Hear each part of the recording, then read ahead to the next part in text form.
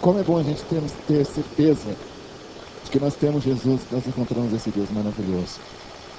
Eu estava vendo aqui que a festa é dos jovens, é isso? Pena que eu não sou mais jovem, né? Mas eu já fui um dia. E eu fico feliz porque quando eu conheci Jesus, eu era tão jovem quanto muitos aí. Eu tinha apenas 17 anos quando eu converti a Cristo. E eu sou grato a Deus, porque hoje eu tenho de conversão 27 anos. Eu fui o primeiro crente da minha casa. Tive o prazer de ser eu, jovem, a plantar o evangelho na minha casa. Quem sabe não são vocês jovens também que vão plantar o evangelho no meio do trabalho, da escola de vocês, e que vão conquistar tantas almas para Cristo. Eu fico feliz de ver quando jovens são aqueles jovens que marcham, sabe? Que fazem de tudo, que movimenta. Que eu conheço alguns jovens que quando vai fazer festa deles, eles vendem picolé no farol, vendem doce, faz a maior coisa, mas a festa de jovem está garantida. E eu não era diferente desses jovens. Eu era, graças a Deus, fui um jovem bem fervoroso na presença do Senhor. Eu acredito que os irmãos, principalmente aqueles que já têm seus 25 anos, por aí, conhecem já um pouco da minha história, né, do que eu vivi alguns anos atrás, quando o Senhor me permitiu passar pelo vale da sombra e da morte. O Senhor me trouxe vivo novamente pela misericórdia dEle. Quando o Senhor me permitiu passar por um sequestro que durou 100 dias, eu acho que a maioria dos irmãos acompanharam e oraram por mim, intercederam por mim, mas o que vocês não sabem é que eu era um crente desviado. Foi preciso um cativeiro em minha vida para eu reconhecer Jesus Cristo novamente. Eu tenho uma preocupação muito grande com desviados, porque eu sei que desviado dá trabalho. Eu sei que é mais fácil você trazer uma pessoa lá do mundão, lá da sarjeta, caído, evangelizar e trazer para a igreja, do que trazer um desviado. É mais difícil. Desviado dá trabalho. Então eu sei que muitas pessoas conhecem. Quem não conhece o que eu vivi, certamente conhece a história da minha família, que foi rodada em um filme chamado Os Dois Filhos de Francisco. Eu só não entendo até hoje por que esse filme chama Dois Filhos de Francisco, pastor. Porque meu pai foi 10 filhos, não foi 2. Eu não entendi isso até hoje. Quer dizer que os outros 8 não prestavam mais nada. Outra coisa que eu não consigo entender naquele filme. Quando foi escolher os atores para fazer os meus irmãos, pastor, eles para fazer os meus irmãos, José e Luciano, eles pegaram uns galã, bonito, queixinho furado, cabelo ajeitado. Agora repara no filme para fazer eu. Eles pegaram um cara que só tinha orelha e cabeça. Pensa num capa feio. Não, e o pior foi que o irmãozinho virou para mim e falou assim: ué, você era daquele jeito mesmo? Eu falei: irmão, deixa Deus te usar, rapaz. Eu não sou nenhum Tom Cruise, mas também não sou nenhum Frankenstein, pelo amor de Deus. E aquele filme lá, por que eu quero falar para vocês um pouquinho só daquilo? Porque eu tenho certeza que todos nós temos projetos de vida, principalmente a juventude. Tem um projeto de estudar, ser médico, advogado, né? Ser um engenheiro. E muitas vezes as pessoas tentam matar nossos sonhos. Tem gente que nasceu para tentar matar nossos sonhos. Já aconteceu comigo de eu contar um projeto meu para alguém, e a pessoa, antes de eu terminar de falar, a pessoa já tentou me desanimar tudo. Já virou para mim e já disse: não vai, não consegue, você não vai dar conta, não vai em frente. Eu tenho certeza que alguém aqui já foi vítima de gente negativa. Se eu perguntar, alguém aqui já foi vítima de gente negativa, pelo menos uns 2 vai levantar a mão e dizer: eu fui. Alguém aqui já foi vítima de gente negativa? Olha ali, olha lá, olha lá. Tá vendo? Por que eu estou falando isso, pastor? Porque meu pai, ele tinha um grande desejo no coração dele. Meu pai tinha um desejo de ter 2 filhos cantores. Ele esperou 35 anos para isso ser realizado na vida dele. Ele foi criticado, ele andava na rua, as pessoas chamavam ele de louco. As pessoas diziam: compra uma enxada para o seu filho capinar um lote. Compra uma enxada para ele carpir um lote, vai dar mais resultado na sua vida. E meu pai nunca desistiu. Ele dizia: um dia vocês vão ver meus filhos cantando na televisão. Um dia vocês vão ver eles cantando na rádio. Era assim que meu pai falava. Agora olha como valeu ele acreditar. Hoje, dos 8 filhos vivos, Deus não deu 2 cantores para o meu pai, como ele queria. Deus deu 5. Dos 5, 2 cantam para Jesus. E sou eu e minha irmã mais velha, que eu chamo de minha segunda mãe. Então vale a pena você acreditar no seu sonho. Não deixe nunca ninguém tentar sepultar seus sonhos, tentar matar seus desejos do teu coração. Nunca deixe. Agora o meu pai hoje está entrando na casa dos 80 anos, pastor. Meu pai está naquela fase, sabe a fase do EN? Você conhece a fase do EN? Alguém conhece a fase do EN? Não, né? Então eu vou explicar a fase do EN para vocês. Eu ligo para o meu pai e falo, benção meu pai. E ele, hein? Benção pai. Hein? Quem está falando? Quem eu, pai Wellington? Ele é o C, Mirosmar. Quem eu, pai Wellington, é o C, né, Walter? Então, até ele falar meu nome, ele falou o nome dos filhos, tudo, gente. Agora, uma coisa me deixou pensativo esses dias, sabe? Eu fui na casa do meu pai e disse assim, pai, eu não queria ir no banco, o senhor me empresta um dinheiro? Aí ele me emprestou R$250. No dia seguinte, o banco abriu, eu fui lá e paguei meu pai, né? Mais que depressa. Eu pensei, meu pai deve estar precisando, porque ele ganha pensão dos filhos, eu vou lá pagar ele. Fui lá cedinho, paguei meu pai. No outro dia eu ia viajar, gente. E eu fui almoçar com meu pai. E eu estou lá almoçando, meu pai chega em mim, começa a passar a mão no meu rosto, né? Passar a mão no meu cabelo. E eu pensei, nossa, como é bom carinho de pai, né? Vai nessa, carinho de pai. Ele virou assim para mim e falou, meu filho, você não vai pagar eu mais não? Aí eu falei, só quer receber de novo? Ele falou, você não pagou eu não? Eu falei, paguei, pai, ontem. Ele falou, não pagou, eu tô ficando velho, não é doido. Resultado da conversa, gente. Paguei 2 vezes. Vocês pegam dinheiro com a Caixa, com o Itaú, com o Bradesco, mas não pega com meu pai, não. Não pega, não, porque na hora de receber, dá o Alzheimer nele. Aí ele esquece que recebeu. Mas na verdade eu poderia ter dito, não, pai, eu dei e pronto. Mas eu vou dizer por que eu paguei com vocês. Porque eu lembro quando a gente veio para a cidade, saiu da roça. Meu pai era um homem matuto, não sabia fazer nada e ele arrumou um emprego de pedreiro, de servente de pedreiro. E meu pai saía às 5 horas da manhã para trabalhar. Quando não era eu que acordava, era outro irmão meu. E a gente dizia para meu pai, pai, o senhor não tem um dinheiro para nós comprar um pão e um leite mais tarde? E sabe quantas vezes eu me lembro que meu pai dizia, hoje eu não posso? Nenhuma vez. Sempre ele deixava um trocado em cima da mesa para a gente comprar um pão e um leite quando a gente acordasse. Só que ele chegava ali por volta das 10, 11 horas da noite. E hoje eu entendo por que meu pai chegava tão tarde do serviço.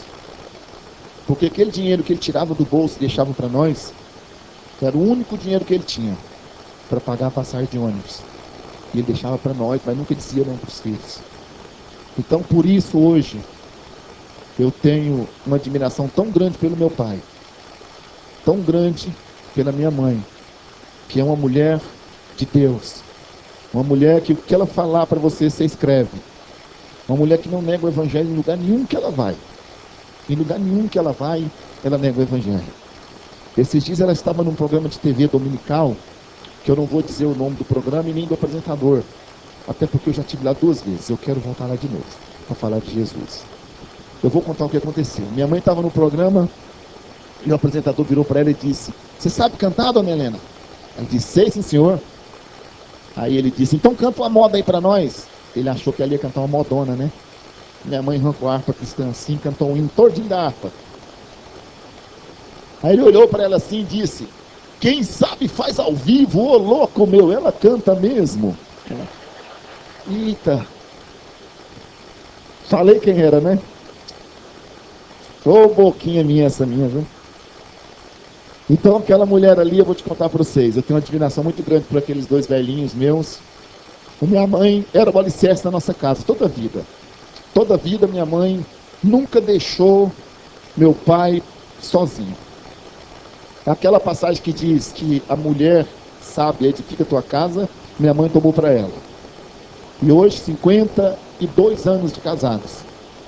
E eu quero, claro que dentro da possibilidade de Deus, que Deus deixe meus pais comigo o maior tempo possível. Quanto a mim, muitas vezes as pessoas me veem E alguém imagina que eu não sou feliz, porque eu não posso andar. Muitas pessoas me perguntam, se Deus tivesse um milagre para fazer na tua vida, qual seria? Vou dizer para vocês, eu não pediria para andar, porque eu não sinto falta nem um minuto de caminhar. E eu falo de coração de verdade mesmo. Não é para tentar alegrar e fazer coisa superficial. Eu sou feliz do jeito que eu sou. Eu faço tudo que vocês imaginar. Eu dirijo, eu lavo o carro, de vez em quando não dá de lavar carro, eu lavo meu carro. Eu passo pano no chão, eu passo vassoura no chão, eu faço comida. Então eu aprendi desde cedo a me virar sozinho. E vou dizer uma coisa para vocês. Muitas vezes, você ser cadeirante, você leva vantagem. Você vai dizer, se o Hélio é doido, que vantagem tem não andar? Eu vou dizer para vocês. Vai num restaurante lotado, para vocês verem. Ninguém vai dizer para mim, puxa uma cadeira e senta. Porque eu já estou sentado. Outra coisa, vai vocês no banco, dia de sexta e segunda. Vocês trocam as pernas, adormece o pé, adormece o outro, e eu vou direto na boca do caixa. Outra coisa, ser cadeirante, você pega todo mundo de surpresa. Esses dias, porque ninguém escuta seus passos. Então, se ninguém escuta seus passos, você pega o povo de surpresa. Eu cheguei na minha casa esses dias, eu tenho um filho jovem, vai fazer 22 anos agora, dia 26, está se formando em Direito, vai ser promotor de Justiça. E ele estava no computador, pastor. E eu cheguei em casa devagarinho, sabe? Abri a porta, o quarto dele aberto, eu entrei assim, no pé da orelha dele, fiquei vendo ele digitar. E eu prestei atenção que ele estava digitando só a letra K do computador. E eu fiquei olhando. Aí eu dei-lhe um grito no pé do ouvido. Daniel Felipe! E ele pulou. Pai, o senhor tá doido? Quer me matar do coração? Eu falei, por que você vai estragar o computador novinho que eu te dei, menino? Só digitando a letra K, KK, você tá doido? Ele falou, não, pai. É porque eu tô aqui sorrindo com a menina. Eu falei, como é que é, meu filho? Hoje a menina é noiva dele, sabe? Eu falei, como é que é, meu filho? Você tá sorrindo com a menina? Ele é. Então quer dizer que kkkkkk ele tá sorrindo. Tá. Eu falei, meu filho, você tá com a cara que parece que chupou limão. Aí ele falou assim, não, pai, ela não vê, ela só vê se eu ligar o webcam. Aí eu não aguentei. Eu falei, ligar o quê, menino? Ele, webcam, pai. Eu falei, meu filho, você é de comer de passar no cabelo. Aí ele foi me explicar. Porque eu confesso a vocês, eu sou analfabete. Eu não tenho vergonha de falar. Eu sou analfabete, eu não tenho WhatsApp, eu não tenho Facebook. Eu vou até pensar em fazer um trem desse pra mim, porque diz que é bom. Só que eu fiquei sabendo que esse tal de WhatsApp tá fazendo a gente ficar bobo. Porque o pessoal que fala no WhatsApp sabe disso. Vocês abreveiam tudo. Abreveia tudo. Se vai escrever abraço, é ABS. Vai escrever eu também, eu TBM. Vai escrever fim de semana, FDS. Não é assim? Olha lá, tá vendo? Eles confessam, a juventude confessa. Então, esse tal de Facebook, de internet aí, tá fazendo nós ficar bobo. Eu sou uma pessoa que, pela misericórdia de Cristo, hoje, sou lavado e remido pelo sangue do Cordeiro. Hoje sou um homem feliz, porque conheço a verdadeira felicidade que é ter Jesus em minha vida. Eu tive paralisia, ao contrário do que muita gente pensa, aos 2 anos de idade. Eu tive poliomielite. Esses dias eu estava no estado do Pará, fazendo um trabalho, e eu sempre termino o trabalho e vou atender o povo, porque eu gosto muito de ter contato com as pessoas. Aí um irmãozinho ficou me rodeando assim, rodeando, até que ele teve coragem de me perguntar. Aí virou para mim e falou assim, irmão Hélio, se eu te fazer uma pergunta, você não acha ruim? Eu falei, não. Posso mesmo? Eu falei, pode, faz. Mas posso? Eu falei, faz, rapaz. Aí ele virou para mim e perguntou, você nasceu na cadeira? Aí eu falei, não, eu nasci na cama. Agora, depois, eu tive paralisia e fui para cadeira. Você já viu alguém nascer na cadeira, gente? Eu nunca vi. Já vi nascer na cama, no chão, na rede, na ambulância, mas na cadeira eu nunca vi. Eu tive paralisia com 2 anos e todo mundo sabe que a poliomielite, hoje erradicada, graças a Deus, ou ela mata a pessoa ou ela deixa uma marca para o resto da vida. No meu caso, os homens dizem que eu nunca mais vou pisar no chão. Os homens. Porque o Jesus que eu conheço, ele sempre for da vontade dele, ele me põe de pé. E eu creio nele. Porque coisa maior ele me fez. Muitas coisas maiores ele me fez. Eu cresci como uma criança normal. Só que houve um período da minha vida, irmãos, que eu comecei a tomar conhecimento das coisas. Eu comecei a tomar conhecimento e ver que muitas coisas que meus irmãos faziam, inclusive um irmão gêmeo que eu tenho, ele não se parece comigo, mas é meu irmão gêmeo. Eu comecei a perceber que muitas coisas que eles faziam eu não podia fazer. Eu não podia pular, eu não podia andar de bicicleta, subir numa árvore, chutar uma bola. E eu ficava muito triste com aquilo. E eu me tornei um adolescente, um jovem muito revoltado. Por isso que eu digo que hoje eu fico feliz quando eu vejo jovens na presença do Senhor. Eu me tornei um jovem muito revoltado. Tentei me matar várias vezes, tentei o suicídio. Eu era uma pessoa que vivia pensando na morte. Eu era uma pessoa que eu não sabia sorrir. Eu vivia de cabeça baixa o dia inteiro. Quando alguém falava comigo, eu mal olhava, somente respondia as perguntas. Eu me recordo que eu discutia muito com a minha mãe, porque eu dizia: mãe, por que a senhora não deixou que eu morresse? Por que a senhora me pediu para Deus? A senhora não pensou em mim em nenhum momento quando eu fosse crescer? E ela dizia para mim: um dia, eu peço nem que você me entenda, mas um dia você vai saber o porquê que eu te pedi para Deus. Um dia você vai saber o que é o amor do mãe. Hoje eu sei o que é parecido, porque tem gente que diz que eu não sou pai, eu sou pai. Eu sou uma mistura de pai com mãe. Eu tenho um amor muito grande pelos meus filhos, de brincar com eles no chão, de brincar e de fazer cozinhada e tudo. Então eu fui essa pessoa até os 17 anos. Eu me recordo que uma certa feita, eu estava parado no portão da minha casa. E eu chorando, de cabeça baixa, chorando. Passou por mim assim um grupo de crentes. E eles estavam com a Bíblia embaixo do braço, e um deles parou. E eu olhei para aquele camarada assim, de rabo de olho assim, e eu vi que ele veio na minha direção. Ele veio na minha direção e parou na minha frente assim e disse: jovem, eu tenho um recado para te entregar. Eu olhei para aquele rapaz e disse: que recado você vai ter para mim se eu nunca te vi na vida? Ele disse: realmente, você nunca me viu. Mas aquele que me mandou vir aqui, ele conhece cada dia da tua vida. Eu disse: como é que é? Ele disse: sim.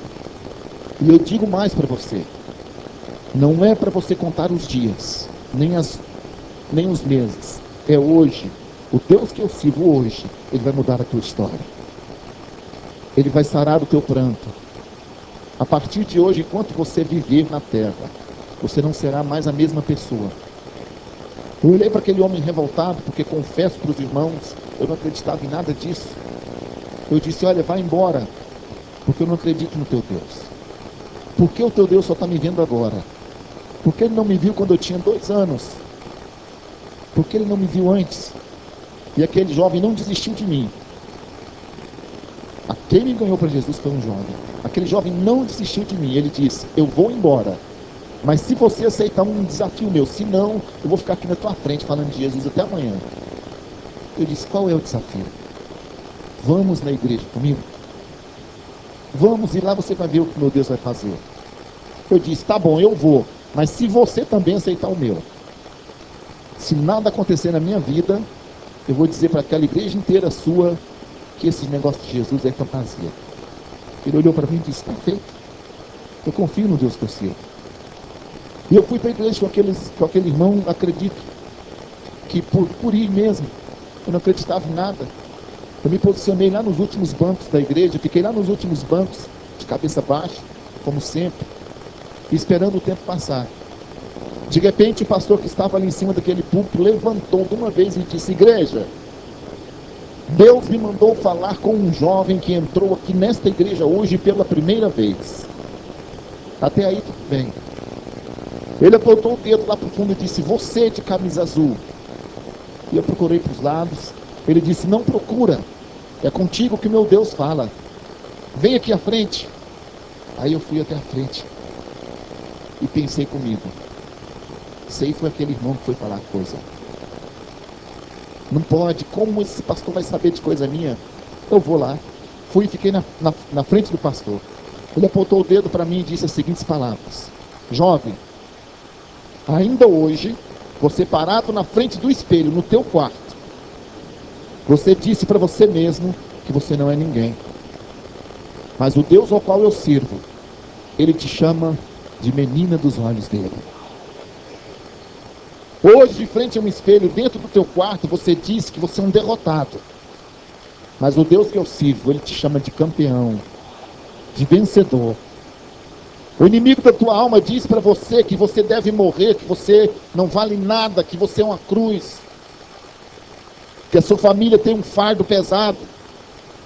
Mas o Deus que eu sirvo, Ele quer te dar vida e vida eterna.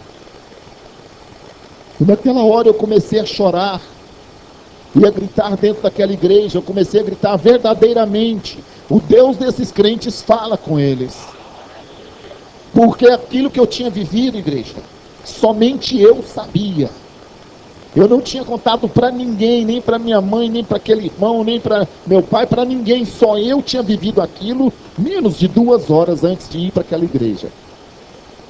E naquele dia eu aceitei a Jesus como meu único, verdadeiro e suficiente Salvador. Foi o dia mais feliz da minha vida. Falo de coração, o dia mais importante da minha vida foi quando eu aceitei a Jesus como meu Salvador. Porque aquelas dores que eu sentia, aquele peso, aquela angústia, aquela tristeza, aquela vontade de morrer, alguém tinha tomado elas de mim, parece que tinha tirado e jogado fora. Eu voltei para casa tão leve, que parecia que eu não era o mesmo homem mais, que eu não era mais a mesma pessoa. Como aquele irmão havia dito, você não será mais a mesma pessoa a partir de hoje. Voltei para casa e a primeira pessoa que eu encontrei foi justamente a minha mãe. Ela olhou para mim e disse: você está diferente. Quando você saiu daqui dessa casa, você não tinha esse rosto brilhante. Você não tinha os olhos brilhando, seus olhos eram tristes, chorosos. O que te aconteceu? Aí eu me lembrei e disse: mãe, hoje eu conheci um homem chamado Jesus Cristo. Eu nunca mais na minha vida vou chorar.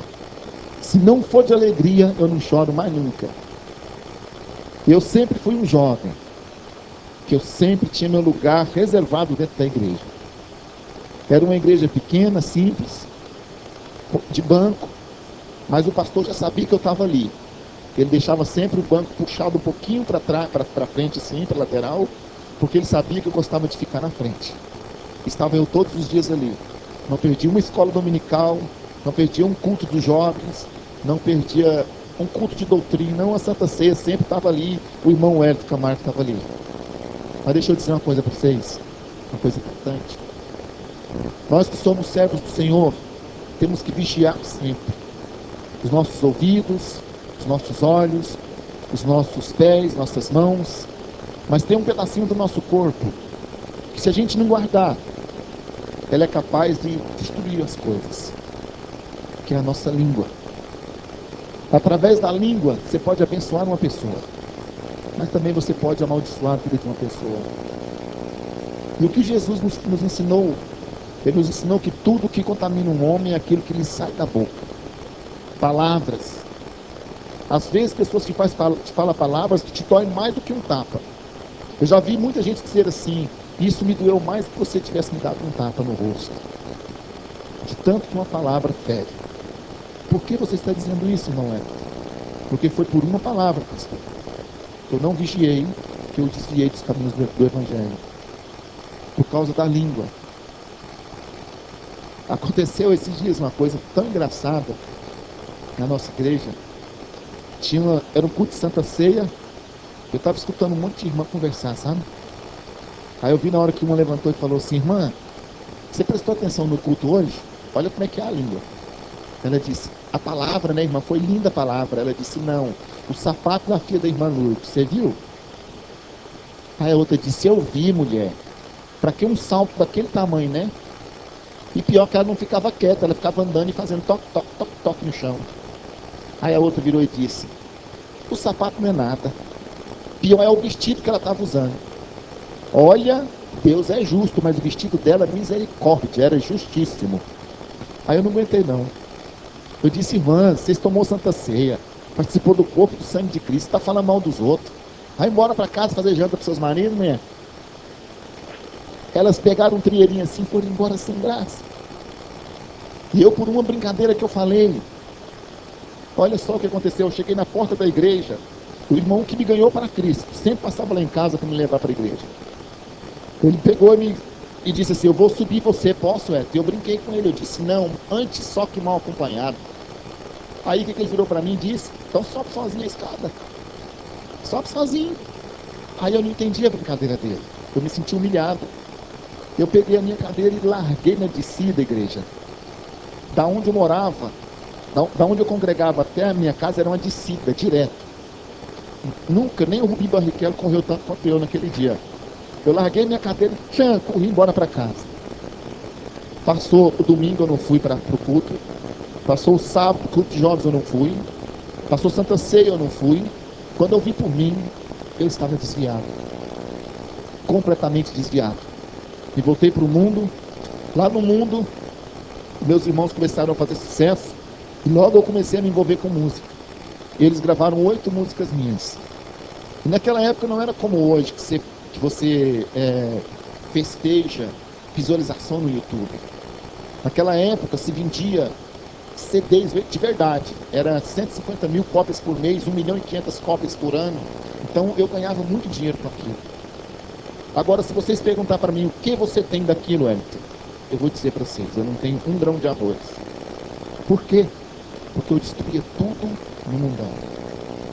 Depois que eu me afastei da igreja, eu passei a fazer coisas que eu não fazia nem antes de me converter. Me voltei para o mundo. Lá no mundo eu me tornei um homem da noite.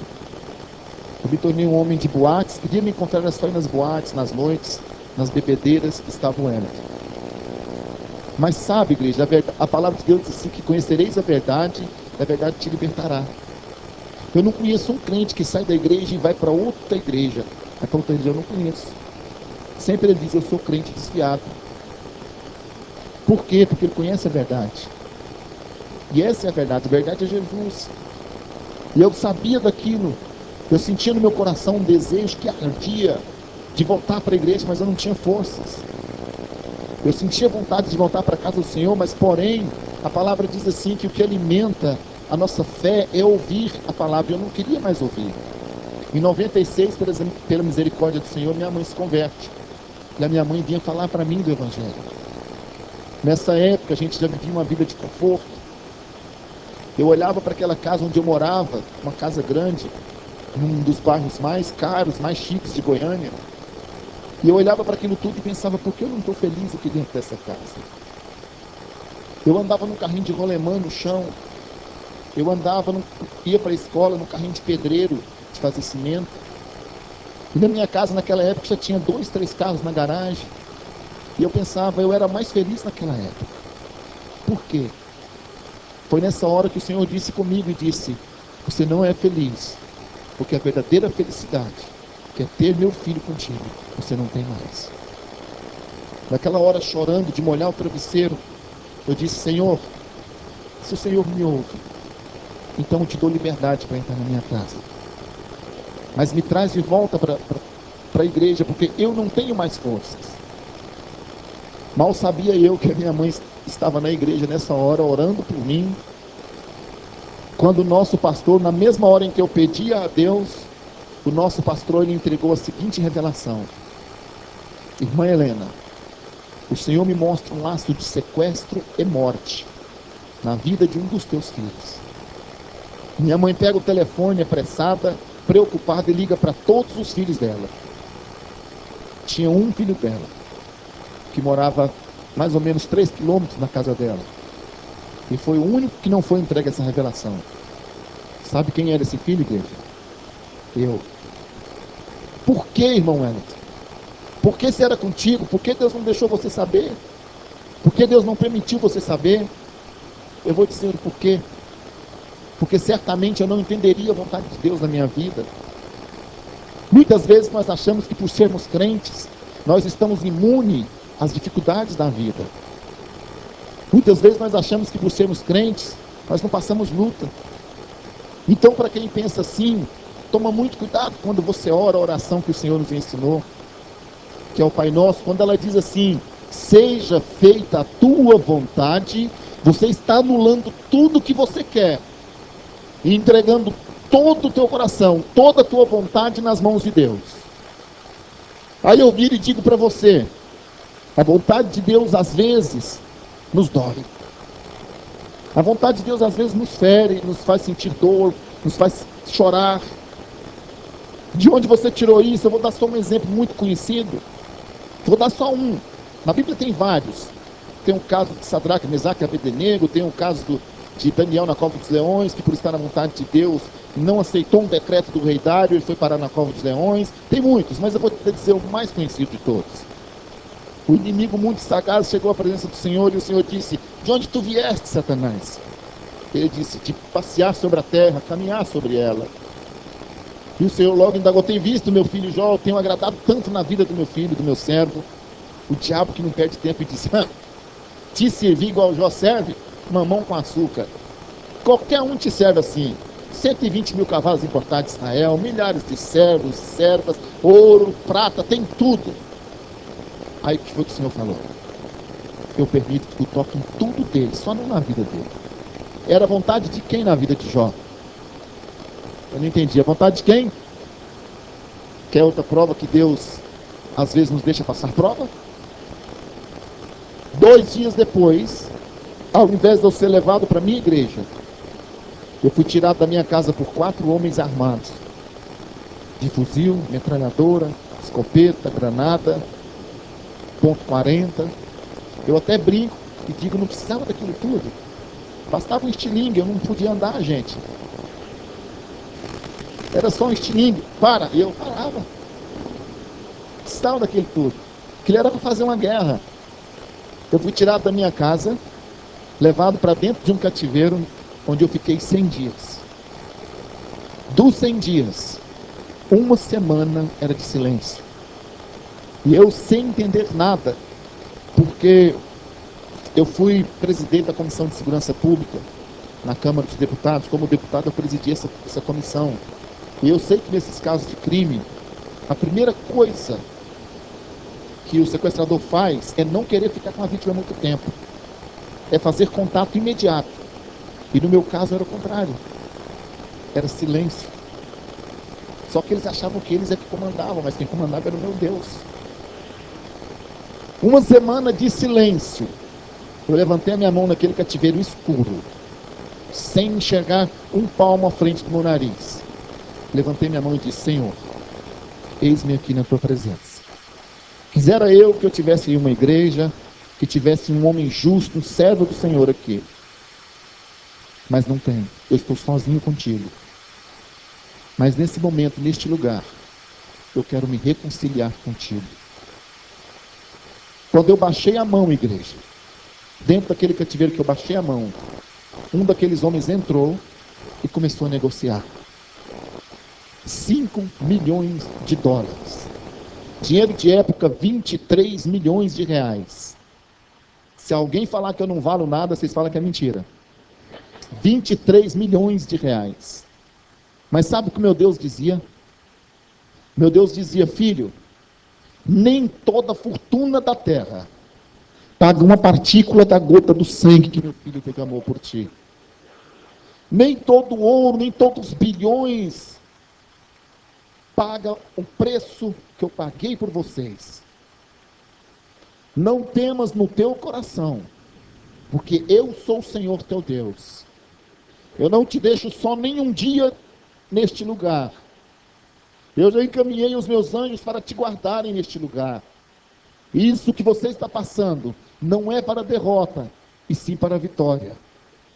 Não é para a tua morte, e sim para a vida. Milhões têm clamado a mim pela tua vida, e eu vou responder às orações dos meus justos. Sabe o que acontece? Entra ali dentro um daqueles bandidos, puxa de dentro da camisa uma faca, e com aquela faca cega, sem corte, começa a arrancar esta minha orelha esquerda, onde todo mundo sabe a história. Bem lentamente ele foi cortando, serrando. A lâmina não tinha corte, então eu sentia ela estralar, ela rasgar. Depois do corte, eles me lavaram com álcool. E eu fiquei ali naquele lugar chorando, porque eu não podia nem pedir. Porque ele me disse, se você pelo menos implorar, eu te mato. Então fique calado. A única coisa que eu pude fazer era sentir um gemido que vinha da alma. E clamar ao Deus do impossível. Agora olha vocês, preste atenção. Eu conheço muita gente que diz assim, Deus não opera mais milagre nesse mundo pecador. Deus não opera mais milagres, operava naquela época. O Deus que eu sirvo, ele é o mesmo daquela época, é o mesmo de hoje, vai ser o mesmo daqui 1 milhão de anos, se ele demorar para voltar, coisa que eu não acredito. Que ele já está batendo as portas. Eu senti naquela noite, enquanto aqueles homens me cortavam, que tinha tudo para ser o momento mais doloroso da minha vida. Eu senti alguém me tocar, pastor. Eu de cabeça baixa, alguém fez isso na minha cabeça. E quando aquela mão encostou na minha cabeça, o meu corpo adormeceu do couro cabeludo ao dedo dos pés. E sabe o que é você não sentir nem a dor de um beliscão no seu corpo? Tem gente que diz impossível, eu corto o dedo fazendo comida, cortando um frango e dói demais. Como você pode não ter sentido dores sem nenhum tipo de tratamento? O impossível para nós é só uma especialidade de Deus. Eu deixado ali naquele cativeiro e clamando ao Senhor. E o Senhor disse para mim, para que tu vejas que eu sou o teu Deus verdadeiro, eu abro os teus olhos e te permito ver. E eu tive a visão mais linda que eu tive até hoje na minha vida. Eu olhei de olho aberto para o meu lado esquerdo e eu pude ver 3 varões de branco dentro daquele cativeiro comigo. A visão daqueles 3 homens me trouxe uma calma tão grande, igreja, que parecia que eu estava dentro da minha casa. Sabe quem eram aqueles 3 varões? É a palavra de Deus se cumprindo quando diz que os anjos do Senhor acampam ao redor daquele que ama e serve a Deus. Se você ama, se você serve a Deus, acredite que os anjos do Senhor te guardam. Acredite que todos os dias no teu trabalho, no teu carro, durante o seu trajeto, tem anjos do Senhor te guardando. Não era para eu estar aqui hoje não, irmãos. Era para eu estar hoje morto, sepultado, talvez nem ter sido encontrado. A minha família numa agonia tão grande. O Deus Dete que está comigo, ele sabe de tudo. Porque nós temos quase que parente, né, Deus Dete? Ele é avô de uma sobrinha minha. Então nós somos quase que parentes. E ele acompanhou toda aquela angústia.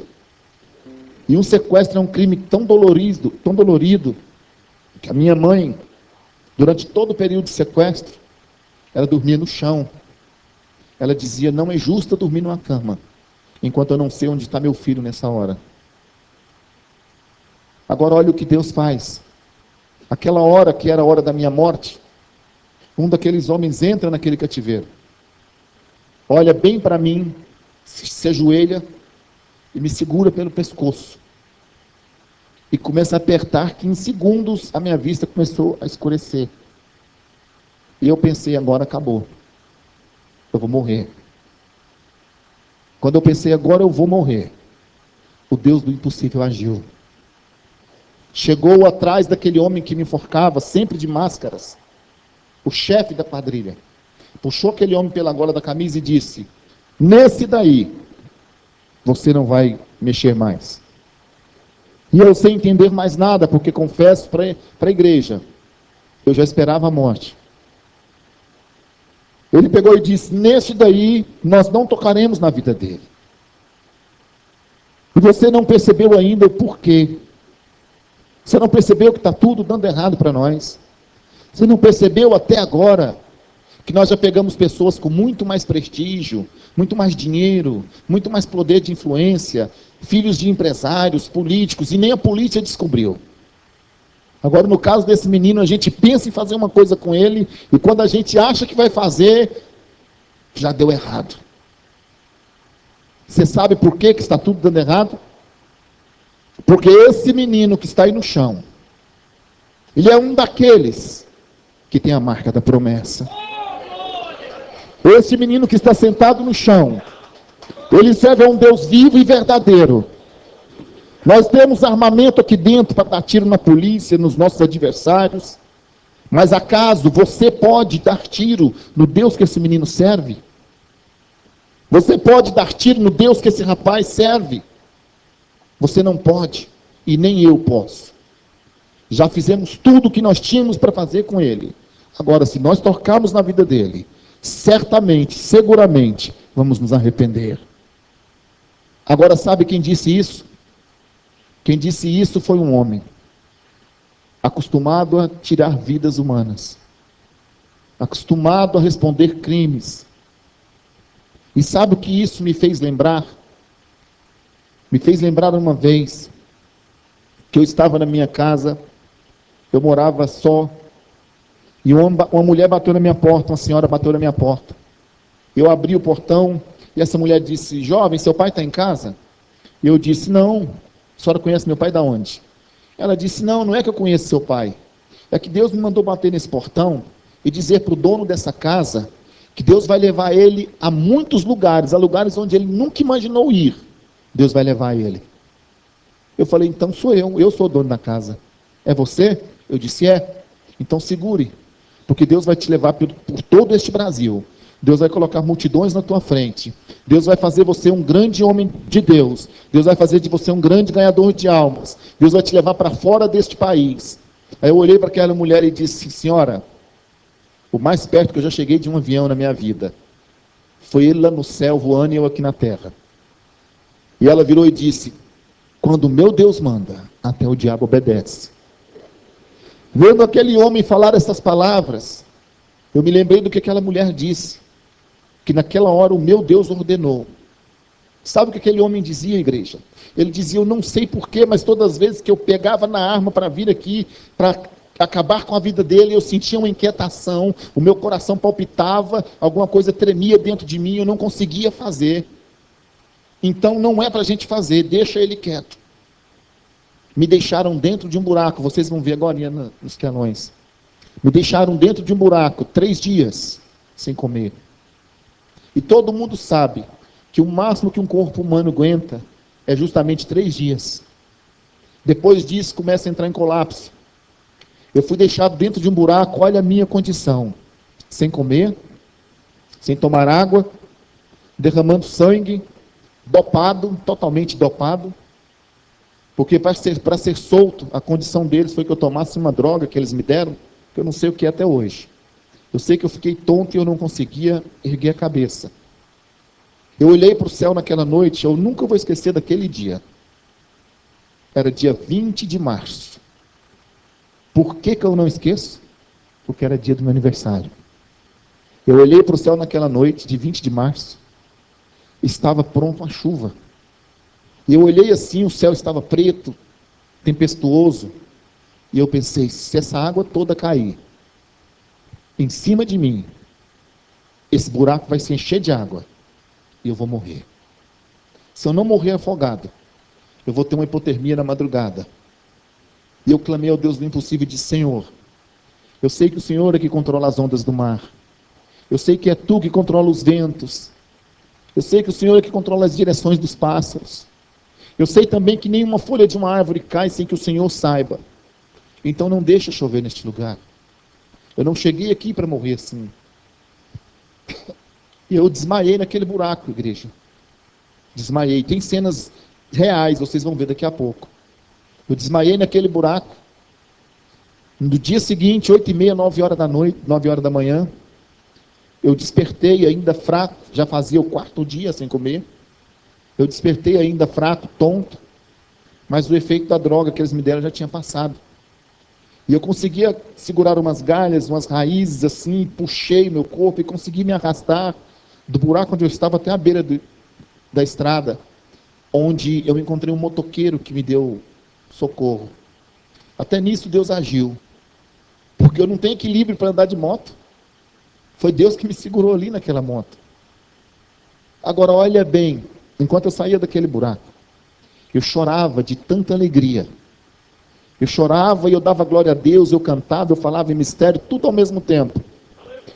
Aí alguém vai dizer assim, mas até eu choraria 100 dias de sequestro, saindo vivo desse jeito. Até eu sairia chorando e sorrindo. Mas o que me fez chorar não foi porque eu estava saindo finalmente daquelas provas. O que me fez chorar foi ver como Deus responde à oração do seu povo. Eu já fui tão criticado, igreja, ainda sou até hoje. Porque quando eu vou orar, muitas pessoas dizem assim, está falando sozinho? Não tem ninguém te escutando. Mas a nossa oração, tenho certeza, que ela não chega vazia ao trono do Senhor. E é por clamor que acontecem milagres. Eu percebi, enquanto eu me arrastava daquele buraco, que a minha calça, vocês vão ver, jeans, estava molhada de barro. A vegetação estava cheia de orvalho. E eu olhei naquele buraco onde eu estava e eu percebi que ele permaneceu seco a noite toda. No meu corpo não caiu uma gota de chuva. Que Deus é esse? Que até a chuva obedece a sua voz. Esse é o Deus que nós servimos. É o Deus pelo qual eu passo muitas lutas. Muitas vezes as pessoas me vêem na televisão, me vêem cantando, e as pessoas pensam, é só maravilha na vida dele. Graças a Deus, o Senhor tem feito muitas bênçãos na minha vida. Mas também a gente passa luta, passa trabalho. Eu esses dias viajei 12 horas num barco, para ir pregar, louvar, numa tribo indígena, lá em Manaus. E o irmão virou para mim e disse assim, eu estou espantado com você. Eu disse, sou tão feio assim? Ele disse, não, eu estou espantado com você porque você na condição que você está, cadeirante, tudo, você enfrentar isso tudo. Eu já trouxe cantores aqui que não quiseram ir se não fosse de avião. E você veio de barco e tudo. Eu já cantei em tribo indígena, eu já cantei em favela, eu cantei numa favela no Rio de Janeiro, no Morro do Caju, numa favela onde eu estava aqui em cima de um palanque, feito de madeira, pregando, e traficantes passando com cocaína, crack, fuzil na cintura, de pendurado no pescoço, escopeta, andando para lá e para cá de moto. E o irmão falou assim, você não tem medo? Eu falei, medo de quê? De falar isso aqui, falar que Jesus vai salvar eles. Eu falei, e se eu ficar calado? Aí é que eu tenho que ter medo. Porque se eles fizerem alguma coisa comigo, eu vou para a eternidade. Agora, já pensou ir para a eternidade sem falar a verdade para essas almas? Nesse dia, igreja, nesse dia, 89 pessoas se converteram a Cristo. 89 pessoas. E principalmente jovens, que são muito aliciados para o tráfico. Então nós não devemos ter medo de levar o Evangelho do Senhor, nunca. O Senhor até hoje, Ele prometeu para mim e Ele cumpriu. Todas as promessas de Deus, Ele tem cumprido na minha vida até hoje. Eu me preocupava muito, eu chorava quando eu era criança, eu dizia, mãe, e o dia que eu não tiver mais a senhora, o que eu vou fazer da vida? Eu não posso trabalhar, não posso pegar no pesado. E a minha mãe dizia, filho, você pode trabalhar com a cabeça, você pode ser, olha só, como a palavra da minha mãe se cumpriu. Você pode ser um homem de Deus. Você pode ser um homem pregador, um cantor. Você pode ser um político. Igreja, igualzinho ela falou. Eu fui um dos deputados mais votados da minha coligação em Goiás. Assumi secretarias importantes. Agora, a coisa mais importante que eu já fiz na minha vida, a mais importante, foi servir a Jesus Cristo. Essa sim, foi a mais importante que eu pude fazer até hoje. Falta uma promessa só de Deus para cumprir na nossa vida. O Senhor prometeu que toda a minha família, toda, ainda vão se curvar diante de Jesus Cristo. O Senhor prometeu para minha mãe que ela ainda verá isso acontecer. E hoje, como eu disse na entrevista mais cedo, o meu irmão há vários anos, o Luciano, ele é evangélico. E ele fala isso sem nenhuma preocupação. Inclusive, esses dias, no programa da Eliana, perguntaram para ele sobre Sobre igreja, sobre religião, essas coisas, perguntaram para ele, qual é a tua igreja, qual é a sua religião? Não sei se alguém aqui chegou a ver, ele disse, eu sou evangélico, há muitos anos. Não sei se alguém viu. Esses dias, num outro programa, falando de filhos, de preocupação com filhos, aí falaram das filhinhas dele gêmeas. Você não preocupa com as suas filhas mais tarde, com o medo da violência e coisa e tal? Ele falou, não me preocupe não, porque até lá Jesus já voltou. Então, igreja, eu imagino, se houver uma conversão verdadeira, quantas milhões de almas eles não ganharão para Cristo? Eu não estou falando por eles ser famosos, eu estou falando como irmão, porque para mim eles não são o Zezé de Camargo e Luciano. Para mim eles são o Mirosmar e o Elson. Aliás, Mirosmar, que nome, meu Deus do céu. Era para o meu irmão ter raiva de minha mãe com esse nome, viu? Eu não conheço outro Mirosmar. Alguém conhece outro Mirosmar na vida? Só meu irmão. Esse não é nome não, gente, é xingatório.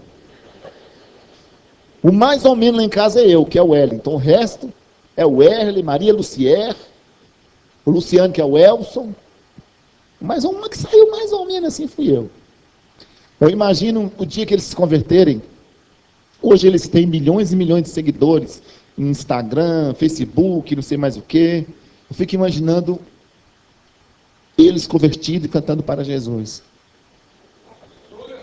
É promessa de Deus, irmãos. É promessa de Deus. Vocês não sabem, mas eu vou contar uma coisa para vocês. O meu irmão mais velho, que tem hoje 53 anos, se eu não me engano, aliás, ele não sai do 49, ele tem 53, mas não sai do 49. Toda entrevista, às vezes, qual é a sua idade? 49. Daqui uns dias eu entro com 50 e ele está com 49. O meu irmão, a primeira vez que ele cantou, foi com 6 anos de idade. Agora, sabe aonde foi que ele cantou pela primeira vez na vida dele? Dentro de uma igreja. E o meu Deus já prometeu que a última vez que ele abrir a boca para cantar, vai ser dentro de uma igreja. E eu creio nisso. Eu tive a alegria de cantar uma canção que fala da volta de Jesus Cristo. Eu não sei se está pronto. Está pronto, Samuel? Está pronto? Pastor, o senhor permite que eu diminua essas luzes aqui para ficar melhor aqui na frente? Se puder diminuir essas luzes para mim, querido, só para ficar mais visível aqui os telões. Se estiver pronto aí, pode soltar para mim aí. Eu não sei quem está no comando.